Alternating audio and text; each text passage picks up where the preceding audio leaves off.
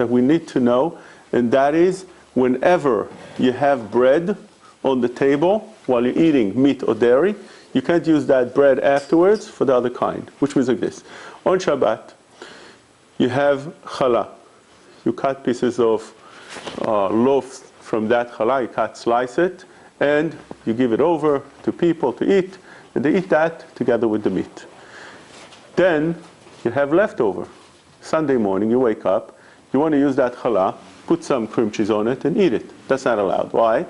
Because while people were eating their meat, they were also touching that bread, and therefore that bread became meat, that you can't use it also for dairy. That's halakha in Shulchan Aruch.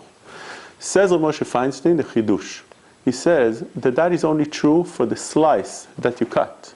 But the other half that you didn't get to yet, you have a challah, long challah. You cut and you slice some pieces and you gave over, and you had some extra pieces you put on the table. But the loaf that you didn't cut yet completely, you only cut half of it, that half you're allowed to use with dairy. It's chidush that he says. He says that there's a mitzvah min hamufchar, it's better not to. But, meikar adin, the halakha permits you to use that leftover bread, since you didn't slice it yet, for dairy. But the pieces that you sliced, you can't. Why not? Because you touch with your hands. While you are eating the meat, you touch those pieces of bread, and therefore, that you can't use. Or, because you put it on the table, and on the table, also things spill on the table itself. Sometimes the meats you put there, sometimes it spills from the soup, whatever it is. So therefore, even though you know it didn't happen, that is gzerat Chazal. Chazal said you're not allowed to use the bread that you used for meat for afterwards dairy dishes and food. Same thing vice versa. You used it for dairy, you're not allowed to use it for meat. Yes? Just to make sure that also the oven that you bake the challah in, if it was in a meat oven, it would be considered meat. So you wouldn't be able to use it with, let's say, your challah with butter, right? Right. So last week we spoke about this, and we said 2 weeks ago already. We said that whenever you use your meat oven, let's say, to bake challah, cakes, or whatever it is, most of the poskim would say that you shouldn't use that bread or that cake together with dairy. You shouldn't drink your coffee with milk together with that cake. But you don't become fleshik, you don't become meat, and you don't need to wait 6 hours. And it's fine if you didn't. So that is the psak of most of the poskim. I told you that in Eretz Yisrael there are poskim that are more lenient about it, and they're saying that you're allowed to eat it together with dairy. And the halakha, really one should be machmir. This is how I heard from Rav Belsky. This is, I think, the way he writes in Shulchan HaLevi. And this is the way most of the poskim hold. But this is the oven. And the reason for the oven, we spoke in the past, is because of the ze'ah. Ze'ah that comes out, which is, what's the ze'ah? That's a steam. Oven builds steam. And whenever there's a build of steam, it gets to the food. And let's say you have over there chicken with sauce. So that chicken fills out the oven. And then you put over there challah. Afterwards, that steam that was built throughout the oven, the walls, comes down to the challah. So one needs to be careful with that, especially if we're dealing with steam that comes out from liquid. It's much more severe than steam that comes out from solid. Well, Moshe was asked this question. He said maybe we could be lenient with ovens. Why? Because A, there's maybe holes in the ovens, the vents that the steam goes through, and therefore it disappears. And secondly, maybe it doesn't have enough of a steam to go out and come into your, afterwards, if you use dairy on the meat oven, come into the dairy. Maybe you don't have enough. So Moshe said a few things. He said that, first of all, ze'ah, it doesn't make a difference if you have vents, you have an opening, or you don't. The Ramah brings down in the end of Tzadik Bet that even on an open area, if you have steam goes up to something else on top, just like we spoke about the spices, it becomes davar ha'asur. And secondly, it could be that when we're dealing with the oven, we don't know how much of that food that you had over there came out to the steam. The halacha is, this is the way the Rama brings down over there, and it's throughout Basar v'Chalav. You have to measure against the whole thing that's there. Although not the whole thing made steams, in other words, it didn't all disappear in the air, and therefore maybe we're afraid that it's going to come down to your next dish, the dairy dish you put there, but we measure when you don't know how much went out. You have to measure keneged the whole thing. You have to measure according like it would be that the whole thing disappeared. It all came down afterwards to your dairy dish. So that is the halacha. That's when we're talking about oven. What we're talking about right now, what? We're talking about a bread that was left on from the meat mill or dairy. Same thing would be probably with salads. You have salads, and if you handle that salads with your hands, it would be a problem. That's how the Aruch HaShulchan brings down. But today's salad is not so, because usually you have those serving spoons. If you have, let's say, all kind of dips or hummus, trina, whatever it is, you always put over there a spoon or a serving spoon, something else, that people use that, and therefore they don't touch it with their hand. We're not afraid, and therefore you can use it for something else. Even on the ikar salad that we're talking about, or other food, the Aruch HaShulchan says like it's a mitzvah min hamufchar, it's a mitzvah to have a separation and not to use it again. It's not like bread that there's gzerat chazal. So therefore, when we're dealing with salads or anything else that was left from the meat meal or the dairy, it would be a good thing not to use it for the other thing unless you're using such a serving spoon.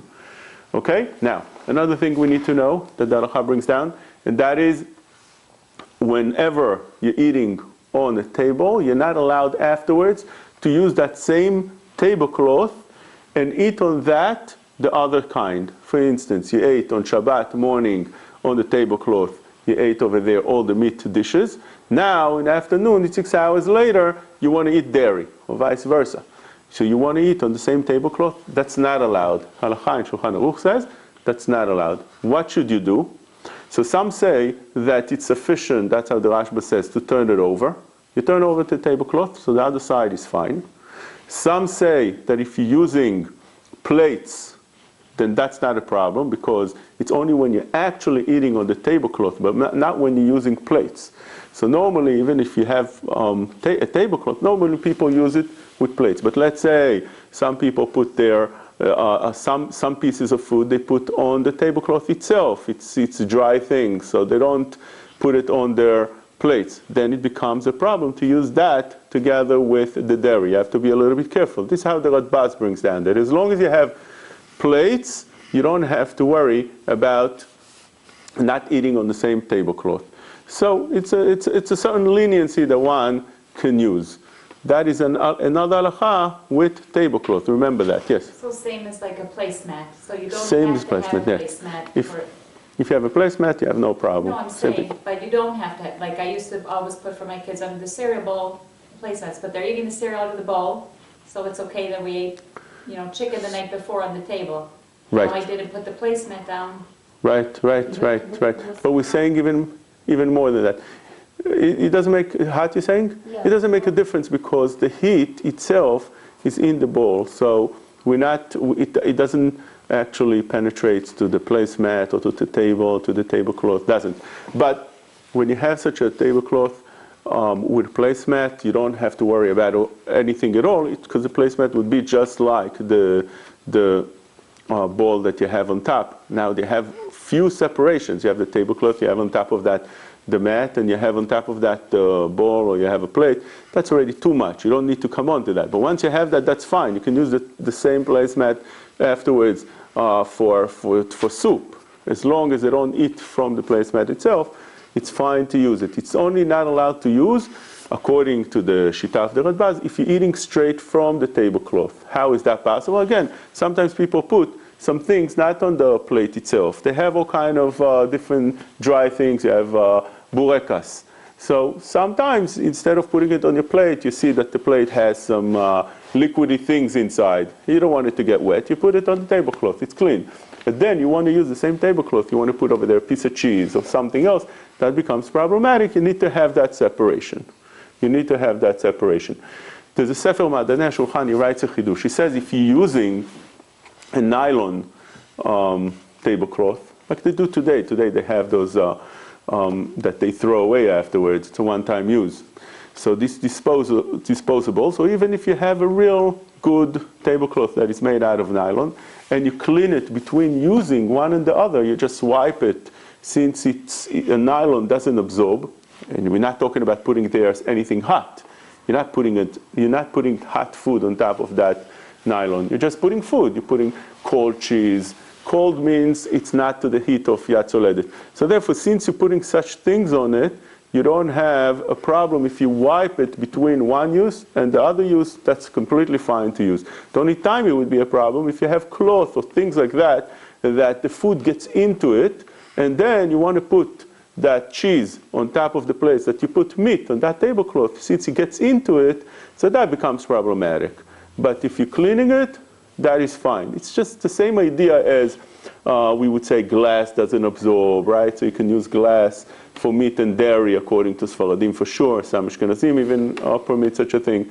But same idea over here. It does not absorb, and therefore you can clean it and use it. That's when we're talking about such nylon tablecloth. Yeah? Another thing that we found in Halakha when we're talking about eating is the Halakha says that while you eat on a table, let's say you eat meat, you can't have on the same table dairy food. Not allowed to have dairy food. Why? Because we're afraid that while you're eating the meat food, you're going to come and grab that dairy food. It's a concept in Halakha in many places that whenever we're dealing with food, we have to take precaution, a lot of precaution, extra precaution. Why?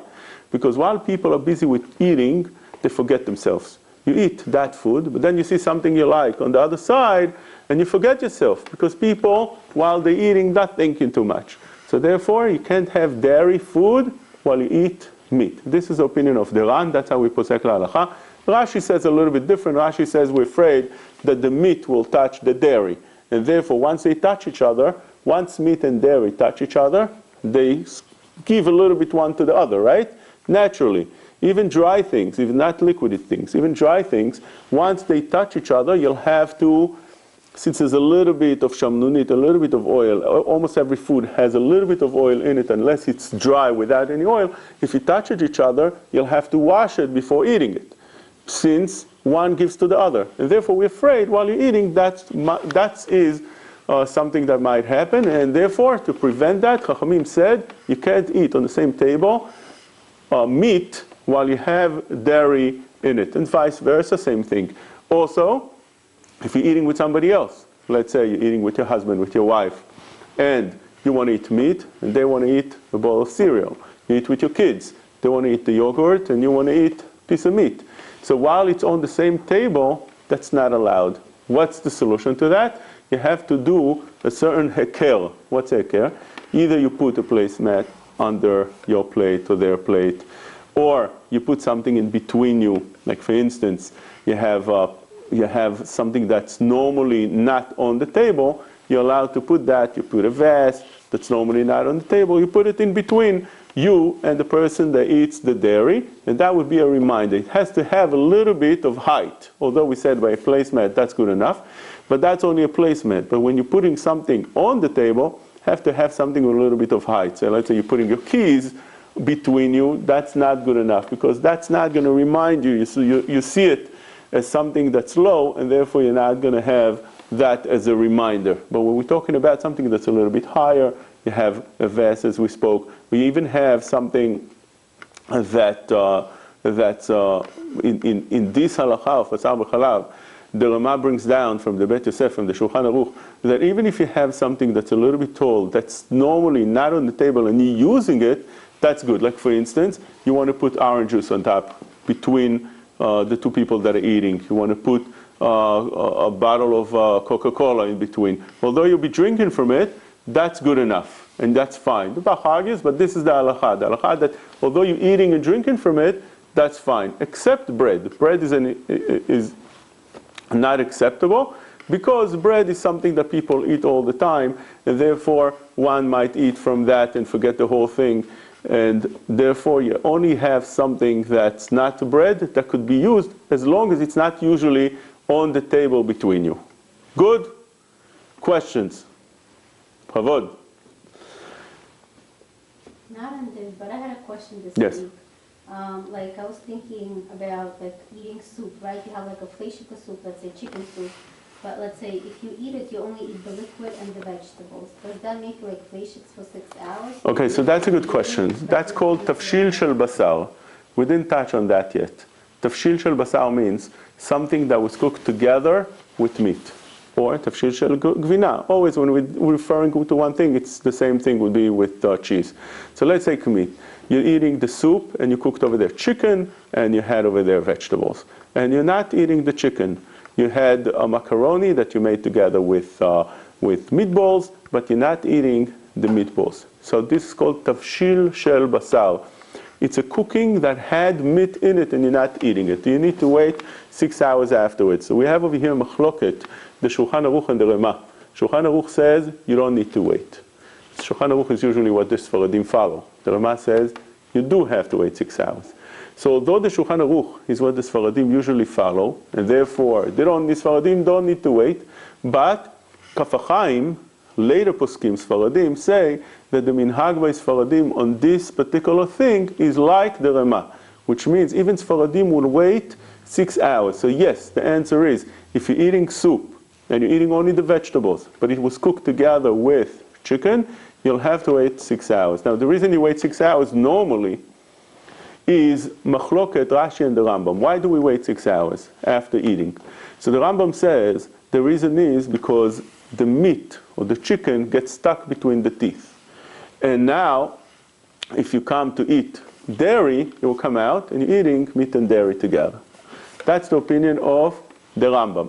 The opinion of Rashi, the Tur brought down, is that the meat goes into your stomach and then for 6 hours it takes out taste to the mouth.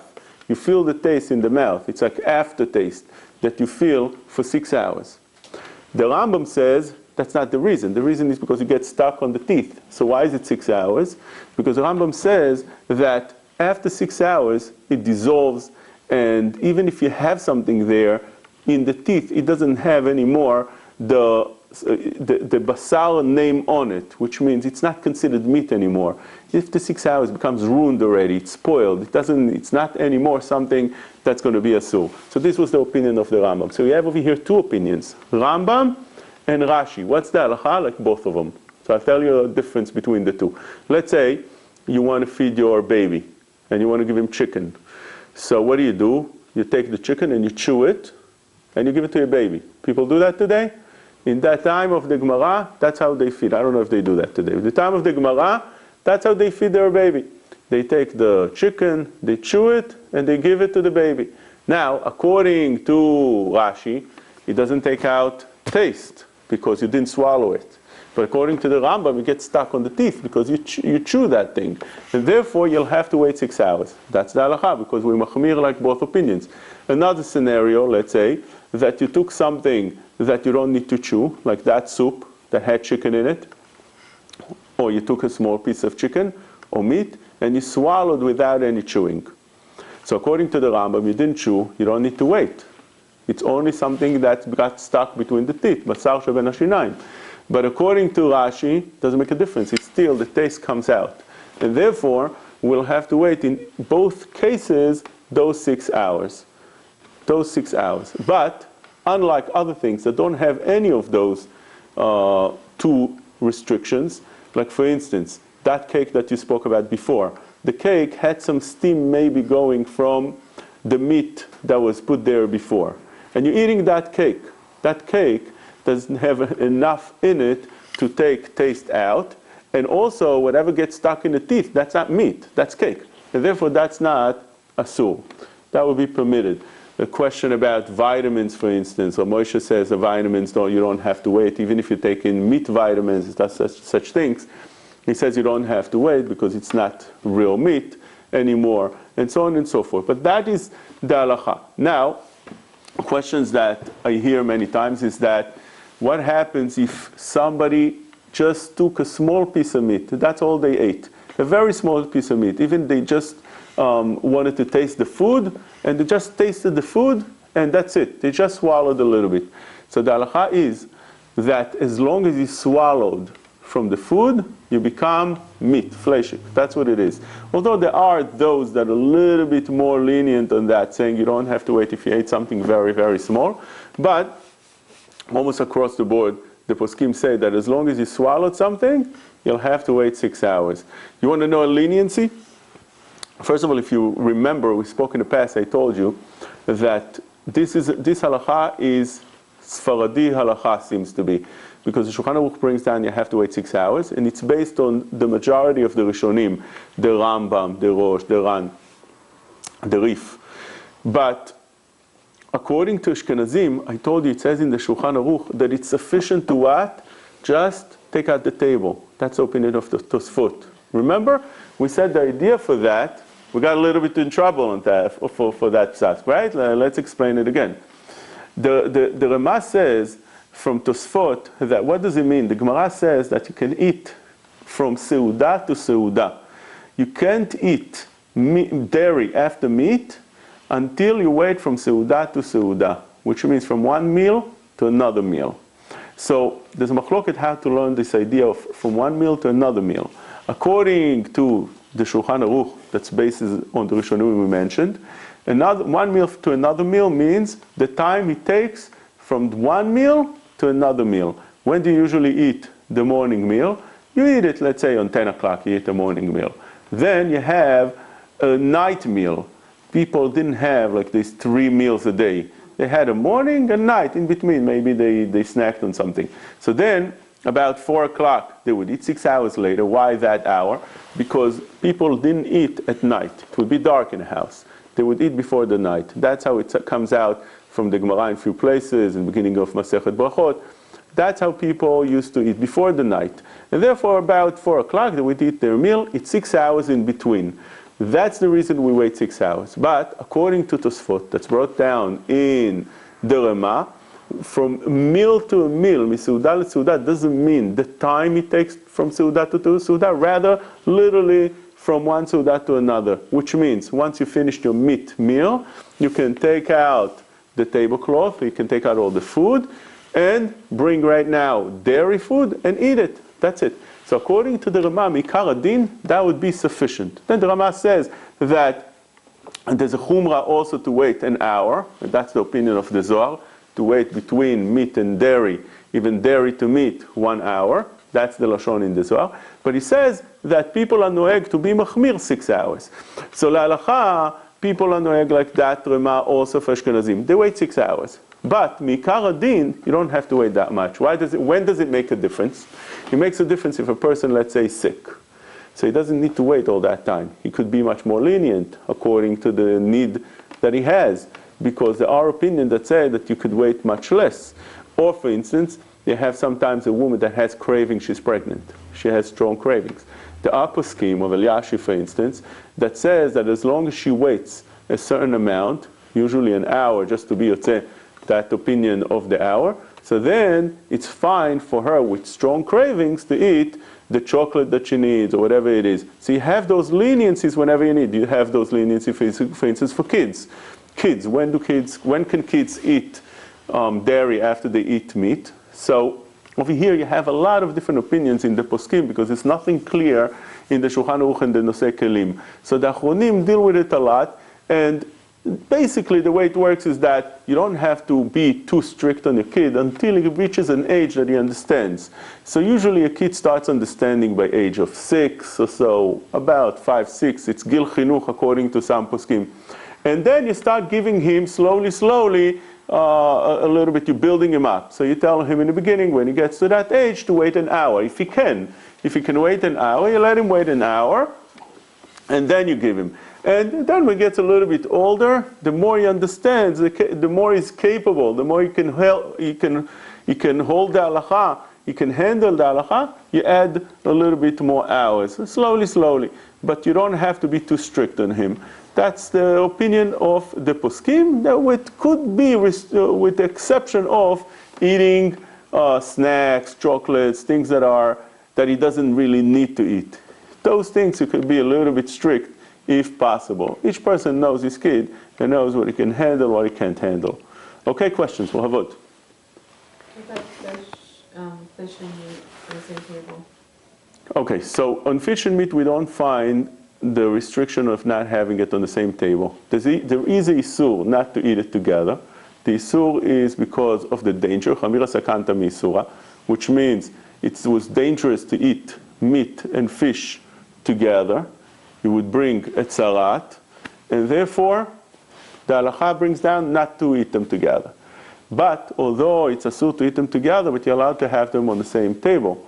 And even more so, meat, even more so, fish and dairy. That is something that already we found a machloket. According to Sfaradim, they're more strict about it, because the Lashon of the Shulchan Aruch in Pei Zayin seems to indicate in the Bet Yosef that person needs to be careful not to eat fish and dairy at the same time. And there's a big discussion whether is this Bet Yosef a mistake, a printing mistake, or not. And there's Rishonim already that indicate that one needs to be careful. Like for instance, Rabbeinu Bechaya is one of the greatest Rishonim that is called Dvarav Divrei Kabbalah. He says that there's a danger eating fish and dairy together, and there's a list of achronim. Some say that it's fine, and some say that it's not fine. Each one should follow his own minhagim. But as far as putting it on the tablecloth or the table while you're eating, you have no problem with that. Now, to mention another halacha while we're dealing with that topic, and that is, when is it mutar to eat together with somebody else while you're eating meat and he eats dairy? That would be mutar if you don't know the other person. It's a stranger. You're in an airplane, or you're in some kind of park, and you have a table over there, and you want to eat your sandwich with cream cheese, and they just made barbecue. They're eating on the same table, but they're strangers. So therefore, you don't have to have a separation between the two, and that's fine. Why? Because you're not going to come to eat from them. They're completely out of your realm, and therefore you're not going to come to. But also, you have halacha like this, when you are together with a goy on the same table, and he eats his trefot, you don't have a problem. Why? Because it's so far away from you, you know that you're not going to eat from it. It's not like eating with somebody that you know, and therefore you might forget yourself. When somebody eats something that's taref, we're so far away from trefot, we're so restricted from it, that the person would not make the mistake that he might take and eat a piece of pork that the other person is eating right now. It doesn't happen. And therefore that's not asur to eat on the same table. That could be also at work. People that teach, for instance, in public schools, and you get lunch breaks. You go into the teacher's table, and everybody's eating there. You want to eat your food. That is fine. You're allowed to eat your food over there, because you're not going to come to eat from the other person. Also, sometimes that happens, they make meetings in restaurants. It's very common today in the city that companies make meetings in restaurants. So you're allowed to go into a non-kosher restaurant, you're not going to eat over there. Either you have your own food, or you're not eating at all. You'll order some kind of drink, and that's it. Is that permitted? Well, Moshe said it's not permitted. You're not allowed because of marit ayin. It doesn't look good. But today already, it's so known that there's no marit ayin. This is how the Minchat Asher writes down, of Asher Weiss. Therefore, you have such a meeting, that would be permitted. But how can you eat? You don't have marit ayin, fine, because people understand that you go into a meeting, you're not going to eat over there. They see you a religious person, they're not suspecting you'll eat over there. But how can you sit down over there with all your all the people that sit around on your table, the people that you work with, your colleagues, and you're eating while they're eating things that are not kosher? And the answer is, and you're drinking your drink or you brought something with you, the answer is, we're not afraid that you're going to eat from the other person. That's the way it is. On bread, there are some restrictions if there's bread that's not kosher, because bread is ala lechem yechia adam, lo ala lechem levado yechia adam, that you might come to eat from the other person's bread. That's a little bit more restricted.